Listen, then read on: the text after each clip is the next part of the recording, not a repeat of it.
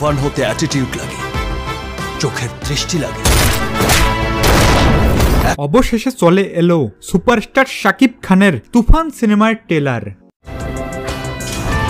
এই তুফান একদিন ডিস্ট্রিক্ট লেভেলে খেলবো।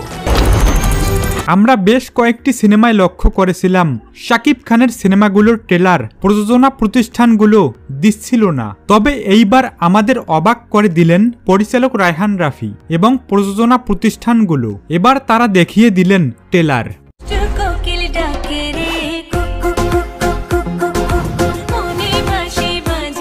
তুফান সিনেমার ট্রেলারে আমাদের সুপারস্টার শাকিব খানকে আরো খুব ভয়ঙ্কর লাগছে।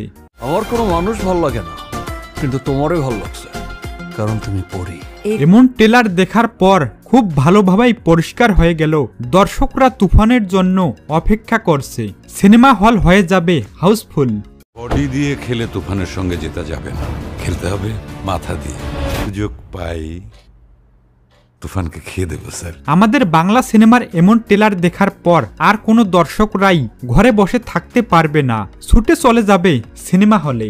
আমরা যা দেখলাম তাতে কোনো সন্দেহ ছাড়াই বলতেছি তুফান হতে যাচ্ছে শাকিব খানের জীবনে একমাত্র সেরা অ্যাকশন সিনেমা।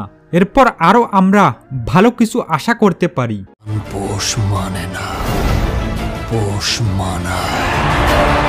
আর তুফান সিনেমার অ্যাকশন সিনেমা হলে সাধারণ দর্শকদের বুকে কাঁপন ধরিয়ে দিবে, তাতে কোনো সন্দেহ নেই।